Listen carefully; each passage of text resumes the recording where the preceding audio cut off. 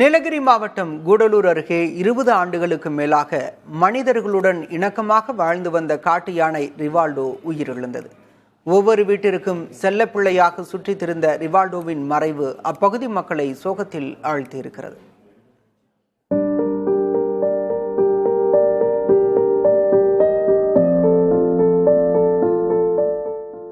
காட்டு யானைகள் என்றாலே மனிதர்களை அச்சம் தொற்றிக் கொள்வது இயல்பு. ஆனால் ரிவால்டோ அப்படியல்ல. அவன் ஒருபோதும் மனிதர்களை அச்சுறுத்தியது கிடையாது.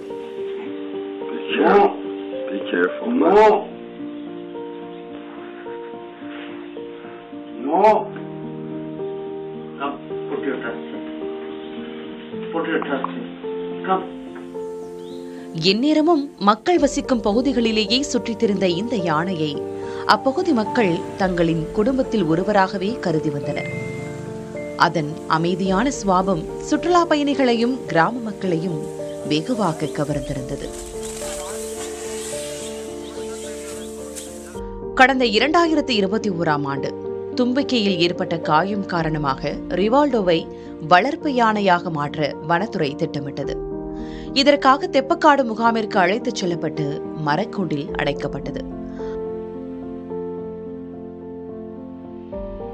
ஆனால் வன உயிரின ஆர்வலர்கள் தொடர்ந்த வழக்கால் சென்னை உயர்நீதிமன்றம் ரிவால்டோவை மீண்டும் காட்டில் விட உத்தரவிட்டது.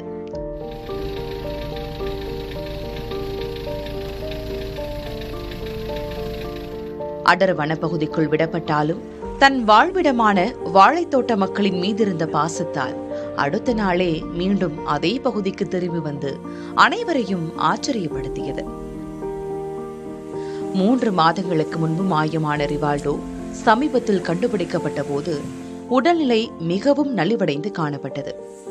மற்றொரு காட்டு யானையுடன் ஏற்பட்ட மோதலில் உடல் முழுவதும் பலத்த காயங்கள் காணப்பட்டன. காயங்களாலும் வயது முதிர்வாலும் நடக்க முடியாமல் அவதிப்பட்டது. கடந்த 1 வாரமாக வனத்துறையினர் ரிவால்டோவுக்கு தீவிர சிகிச்சை அளித்து வந்தனர். ஆனால் அவர்களின் முயற்சி பலன் அளிக்காமல் தீவிர சிகிச்சை பலனின்றி ரிவால்டோ உயிரிழந்தது. நேற்றம் தெரியும் அது வந்திருக்குதுன்னு சொல்லி பையன் பேரன் வந்து பார்த்துட்டு இருக்கிறான். இதுலேருந்து மேங்காஞ்சிலேருந்து வந்து சொன்னான். சரி இன்னைக்கு பார்க்கலான்னு சொல்லி பழமெல்லாம் வாங்கிட்டு வந்தேன். வந்துட்டு பால்வாடியிலேருந்து வரத்துக்குள்ளே சொல்லிட்டாங்க இப்படி இறந்துருச்சுன்னு சொல்லுவோம். எங்களுக்கு ரொம்ப சங்கடமாக இருக்குதுங்க. எங்களுக்கு ஒரு பெரிய மனுஷன் மாதிரி எங்கள் வீட்டுக்கிட்ட வந்து தண்ணியெல்லாம் வைக்குவோம், சாப்பாடுலாம் கொடுப்போம், சாப்பிடுவோம், கொள்ளும். 10-30 வருஷமாக நாங்கள் தான் பார்க்குறோம். பிடிக்கிறோன்னா வரும், வீட்டு வாசலுக்கெல்லாம் வரும், தண்ணி கொடுப்போம், வாழை மரமெல்லாம் கொடுப்போம், பிலா மரம், பப்பாளி மரம் எல்லாம் சாப்பிடுவோம். ஆனால் மனுஷரை ஒன்றும் செய்யலாது.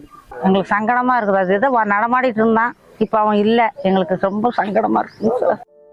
ரிவால்டோவின் மரண செய்தியை அறிந்து வாழைத்தோட்ட கிராமமே சோகத்தில் மூழ்கியது. எங்கள் வீட்டில் ஒருவரை இழந்து விட்டோம் என துயரத்தில் ஆழ்ந்துள்ளனர் கிராம மக்கள். புதிய தலைமுறைக்காக செய்தியாளர் மகேஸ்வரன்.